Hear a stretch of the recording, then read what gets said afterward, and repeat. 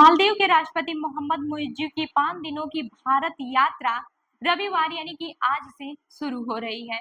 उनकी यह यात्रा 10 अक्टूबर तक चलेगी। मालदीव के आर्थिक हालात को देखते हुए मुइज्जू के लिए ये यात्रा काफी अहम है। हाल ही के दिनों में बांग्लादेश, नेपाल और श्रीलंका की सत्ता में हुए बदलाव की वजह से भारत के लिए भी मालदीव के साथ अच्छे होते संबंध खास मायने रखते हैं। मालदीव के राष्ट्रपति मोहम्मद मुइज्जू अपनी भारत यात्रा के दौरान राहत पैकेज की मांग कर सकते हैं। द्वीपों का यह देश कर्ज का भुगतान न कर पाने की आशंका में आर्थिक संकट से जूझ रहा है। मोहम्मद मुइज्जू पिछले साल ही मालदीव की सत्ता पर काबिज हुए थे। उसके बाद से द्विपक्षीय बातचीत के लिए यह उनकी पहली आधिकारिक भारत यात्रा है। मालदीव ने अपने चुनाव प्रचार के दौरान मालदीव पर भारत के असर को कम करने का वादा किया था। मुइज्जू के सत्ता में आने के बाद से दोनों देशों के बीच संबंध तनावपूर्ण हो गए हैं, लेकिन जानकारों का कहना है कि उनकी यात्रा से पता चलता है कि मालदीव अपने विशाल पड़ोसी देश भारत की अनदेखी नहीं कर सकता।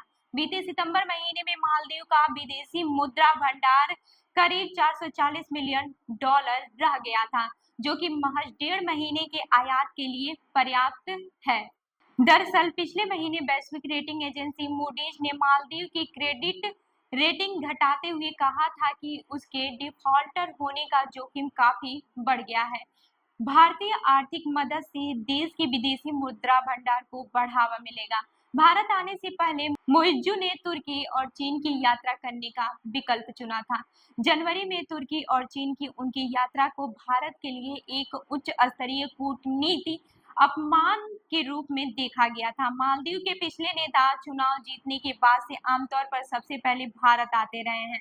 मुइज्जू के मालदीव की सत्ता में आने के बाद से भारत के साथ एक विवाद तब खड़ा हो गया जब मालदीव के मंत्री और अन्य नेताओं ने प्रधानमंत्री नरेंद्र मोदी के बारे में अपमानजनक टिप्पणी की थी। दरअसल प्रधानमंत्री नरेंद्र मोदी ने अपनी लक्षद्वीप यात्रा के दौरान कहा था कि जो लोग रोमांच पसंद करते हैं उन्हें लक्षद्वीप आना चाहिए। उसके बाद से मालदीव में कई लोगों ने दो जगहों की तुलना करते हुए आपत्तिजनक टिप्पणी की थी। वेस्टर्न ऑस्ट्रेलिया यूनिवर्सिटी के प्रोफेसर और मालदीव के जानकार अजीम जहीर कहते हैं कि राष्ट्रपति मुइज्जू की यात्रा कई मायनों में एक बड़ा बदलाव है। उन्होंने कहा, सबसे अहम बात यह है कि इस यात्रा से पता चलता है कि मालदीव भारत पर कितना निर्भर है। यह एक ऐसी निर्भरता है जिसे कोई अन्य देश आसानी से पूरा नहीं कर पाएगा। अब बात करते हैं कि भारत से मदद की क्यों जरूरत है मालदीव को। मालदीव में करीब 1200 द्वीप हैं जो हिंद महासागर के मध्य में स्थित हैं। इस द्वीप समूह की आबादी 5 लाख से थोड़ी ज्यादा है, जबकि भारत की आबादी 140 करोड़ है। एक छोटे द्वीप समूह देश के रूप में मालदीव अपने भोजन, बुनियादी ढांचे के निर्माण और चिकित्सा सेवाओं के लिए ज्यादातर अपने पड़ोसी भारत पर निर्भर है। भारत और मालदीव ने आधिकारिक तौर पर इस बात की पुष्टि नहीं की है कि इस यात्रा के दौरान मालदीव के लिए वित्तीय पैकेज पर चर्चा होगी, लेकिन विशेषज्ञों का मानना है कि यह चर्चा का हिस्सा होगा।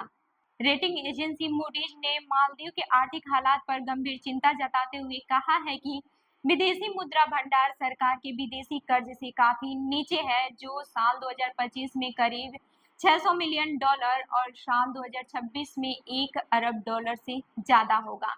मालदीव का सार्वजनिक ऋण करीब $8 अरब है, जिसमें चीन और भारत का करीब $1.4 अरब का ऋण शामिल है। यह कहने के बावजूद कि चीन ने 5 साल के लिए ऋण भुगतान न करने को हरी झंडी दे दी है, मालदीव को चीन से वित्तीय मदद नहीं मिली है।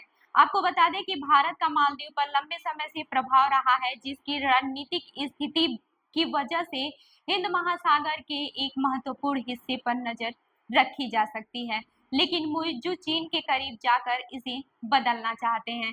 इसी साल जनवरी महीने में मुइज्जू के प्रशासन ने भारत को मालदीव में मौजूद करीब 80 सैनिकों को वापस बुलाने का अल्टीमेटम दिया था। भारत ने कहा था कि ये सैनिक 2 बचाव और टोही हेलीकॉप्टरों और एक डोर्नियर विमान को चलाने और संचालित करने के लिए वहां तैनात थे। इस विमान हेलीकॉप्टरों को भारत ने सालों पहले मालदीव को दान दिया था। अंत में दोनों देश विमानों के संचालन के लिए सैनिकों के बदले भारतीय असैनिक तकनीकी कर्मचारियों को रखने पर सहमत हो गए। अपना कार्यभार संभालने के लिए 1 महीने के बाद ही मुइज्जू के प्रशासन ने यह भी घोषणा की है कि वह भारत के साथ हाइड्रोग्राफिक सर्वेक्षण समझौते को आगे नहीं बढ़ाएगा। इस समझौते पर पिछली सरकार ने मालदीव की सीमा में आने वाले समुद्र तल का मानचित्र बनाने के लिए हस्ताक्षर किए हैं। उसके बाद से एक बड़ा विवाद उस वक्त खड़ा हो गया जब मुइज्जू के 3 उप मंत्रियों ने मोदी के बारे में आपत्तिजनक टिप्पणी करते हुए उन्हें इसराइल की कठपुतली तक कह दिया है। इस टिप्पणी से हंगामा मच गया और भारत में सोशल मीडिया पर मालदीव का बहिष्कार करने की मांग की गई। मालदीव की सरकार ने कहा कि यह टिप्पणी निजी थी और सरकार के विचारों का प्रतिनिधित्व नहीं करती है। इस घटना के बाद से सरकार ने तीनों मंत्रियों को मंत्रिमंडल से निलंबित कर दिया था। भारत ने सोशल मीडिया पर आई प्रतिक्रिया पर मुइज्जू ने उस समय कहा था कि वह छोटे हो सकते हैं, लेकिन इससे आपको हमें धमकाने का लाइसेंस नहीं मिल जाता है। तो इस खबर पर क्या है आपकी राय, हमें जरूर बताइएगा। मैं हूँ रूबी आपके साथ और आप देख रहे हैं जन दर्पण न्यूज।